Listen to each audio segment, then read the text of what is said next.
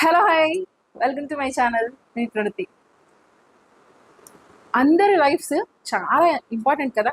అంటే మనకు ఉన్నదే ఒకే ఒక లైఫ్. సో ఆ లైఫ్లో మనం హ్యాపీగా ఉండాలి అని అనుకుంటాం మోస్ట్లీ. అండ్ ఆడపిల్లలు కావచ్చు, మగ పిల్లలు కావచ్చు, మీరు కావచ్చు, నేను కావచ్చు. ఎండ్ ఆఫ్ ది డే అందరికి కావాల్సింది ఏంటి? A happy smile, happy life and peaceful sleep కదా. సో కాకపోతే ఇక్కడ టూ ఫేసెస్ ఉంటాయి.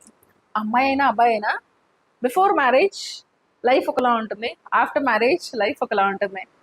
బిఫోర్ మ్యారేజ్ ఫ్రీ బడ్ అనమాట, మా లహరి లాగా హ్యాపీగా చక్కగా ఎంజాయ్ చేస్తూ మార్నింగ్ మెల్లిగా నిద్ర లేచామా, జిమ్కి వెళ్ళామా, తిన్నామా, అంటే చదువు అయిపోయిన తర్వాత, చదువు ముందు కాదు సారీ, చదువు అయిపోయిందా, తిన్నామా, అలా బైక్ వేసుకుని ఇష్టమైన ప్లేసెస్కి వెళ్ళామా, ఫ్రెండ్స్తో హ్యాంగ్అవుట్ చేసామా, నచ్చిన మూవీ చూసామా, అండ్ గోల్స్ పైన ఫోకస్ చేసామా.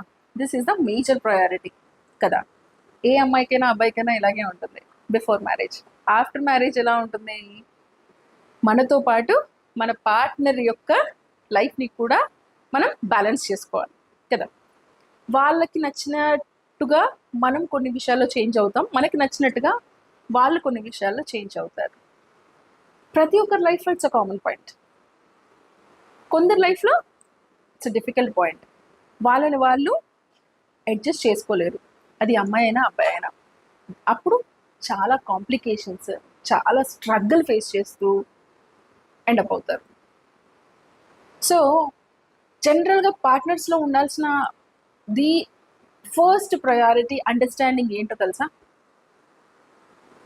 ఎస్, నా లైఫ్లో నేను ఎలాగైతే ఉంటున్నానో నా వైఫ్ కూడా అలాగే తన లైఫ్లో తనకు నచ్చింది కూడా తను చెయ్యాలి అని హస్బెండ్ అనుకోవడం, అండ్ వైఫ్ కూడా సేమ్ యాజ్ ఇట్ ఈస్ అలాగే అనుకోవడం.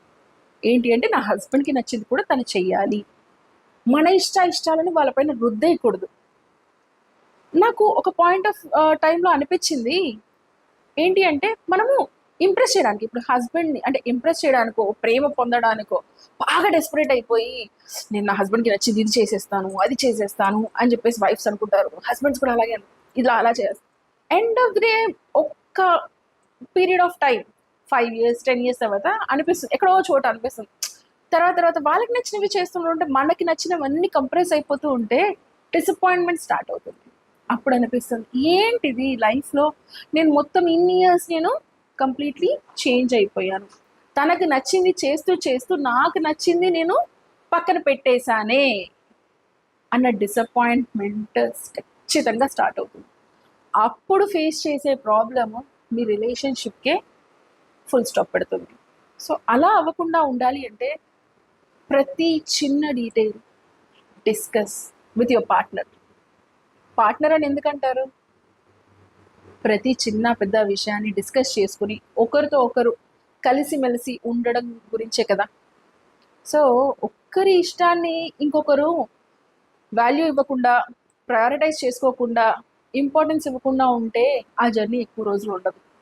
సో మనందరం కూడా మన లైఫ్లో ఉన్న మన పార్ట్నర్కి సేమ్ ప్రయారిటీ ఇస్తూ, వాళ్ళ ఇష్టాలు తెలుసుకుంటూ, ప్రాపర్గా డిస్కస్ చేసుకుని లైఫ్ అనే బ్యూటిఫుల్ జర్నీని, మ్యారేజ్ అనే వండర్ఫుల్ జర్నీని స్టార్ట్ చేసి హ్యాపీగా వాక్ చేద్దాం కదా. సో ఈ వీడియోలో మీరెంతమంది దీనికి ఓకే చెప్తారు అండ్ మీరు ఎంతమంది రిలేట్ అయ్యారు అన్నది నాకు కామెంట్ బాక్స్లో కామెంట్ చేయడం మర్చిపోవద్దు. అండ్ మీ స్టోరీస్ నాతో షేర్ చేసుకోవడం అస్సలు మర్చిపోవద్దు. So this is my by. Bye bye.